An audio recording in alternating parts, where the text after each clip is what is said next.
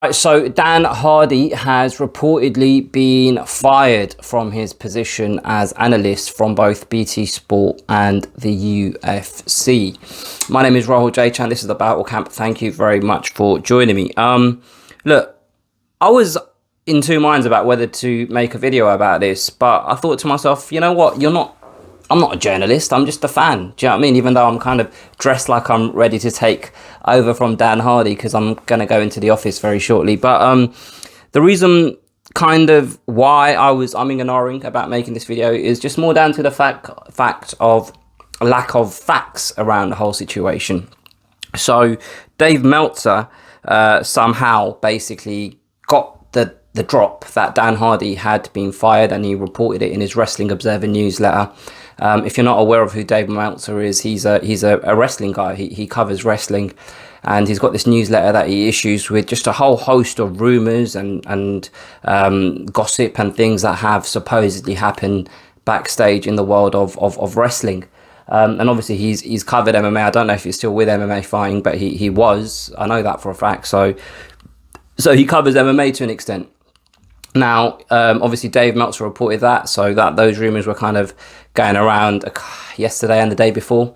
BJPenn.com picked it up and kind of ran with the story, and Dan Hardy responded to what BJPenn.com were reporting, which is kind of why I'm making this video, to be honest with you guys. So let's just talk about the actual issue. So the report is that Dan Hardy had an argument, a disagreement with a female colleague of his, and that's what led to his dismissal.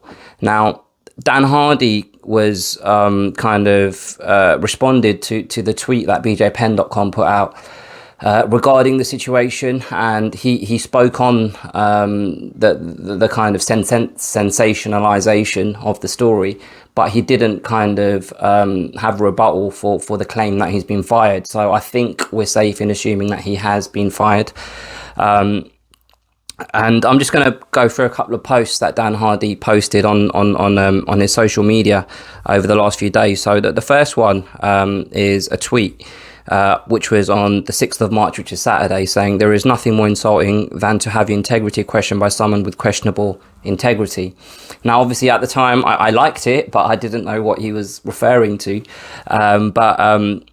I'm assuming that this is related to the whole dismissal, right? And then, like I say, the report is that he had an argument with a female colleague. Now, I don't know whether her gender is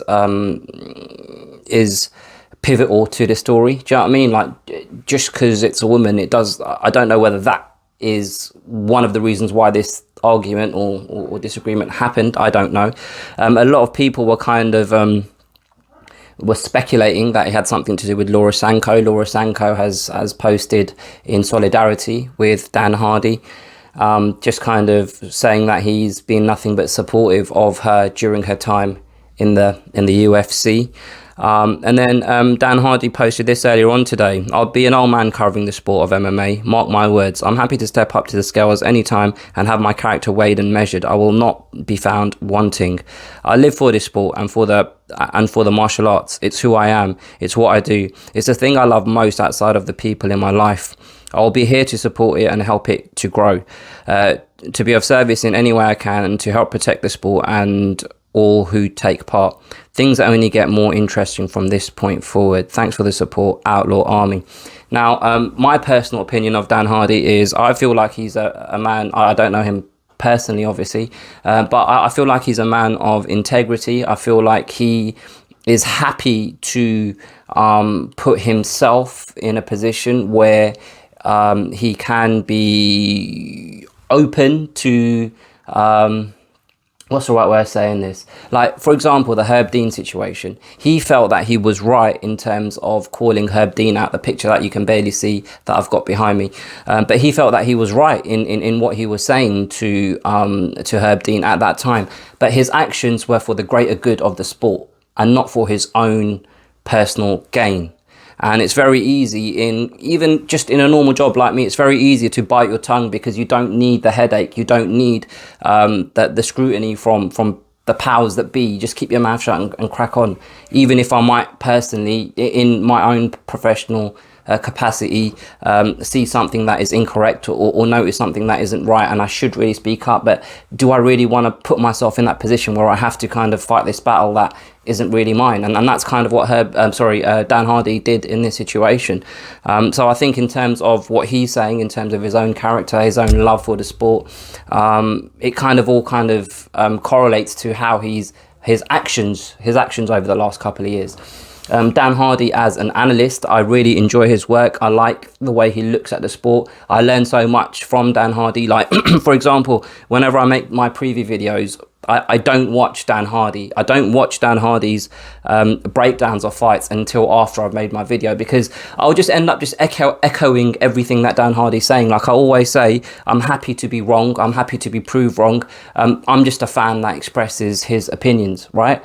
So what I don't want to do is watch Dan Hardy and just regurgitate what he's saying, because whenever I have an opinion, don't get me wrong, it's not every single time, but like majority of the time, especially from a technical standpoint of two fighters breaking down styles, etc., if Dan Hardy says something and I originally had a different opinion, invariably I'll change my opinion to match what Dan Hardy's saying, because he just knows more than me. He's actually physically done it. I just sit here with my fat belly in a suit in my bedroom, ready to go to work, right? So it's a shame. And the other thing that I quickly wanted to add is the fact that obviously BT Sport and the UFC are two separate entities.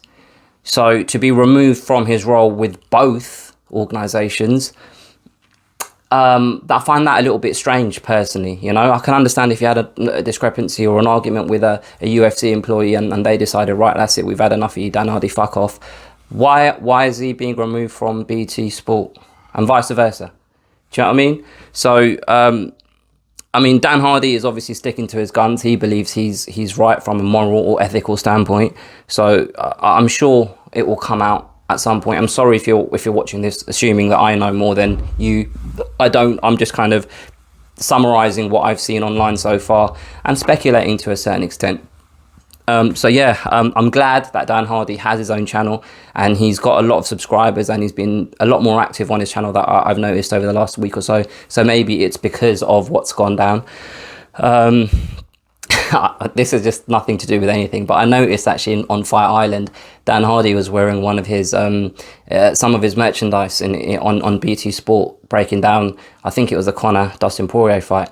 It might have been a different event, but BT Sport blurred out his apparel, his merchandise, which I found a bit strange, but obviously that's nothing to do with anything. But I mean, you know, he doesn't have to work in the confines of these kind of corporate structures anymore. He can kind of do what he wants and be the man that he wants to be without having to change from that. Finally, obviously, he's still got an active fighting contract with the UFC. He's been very vocal in calling out different fighters over the last week or two. So it'd be interesting to see what happens there, because like, look, Dan Hardy is a name. He's a character within the sport, but he's not a bigger star, for example, in the sport than Alistair Overeem, a JDS, a Yoel Romero. So either will the UFC just relieve him of his duties as a fighter as well and say, right, okay, we're just cutting all ties, we don't want anything to do with you, because I do believe he has some fights left on his contract, so that would be interesting to see as well. But apart from that, I don't really have nothing much more to add. So if you enjoyed this video, please subscribe to the channel, like this video, share it with a friend, and all of my content I upload in audio only format on podcast platforms. So go in the description, all the links to all the different podcast platforms my content is on. You'll find it there, so subscribe there as well. Thank you very much for your time. Cheers.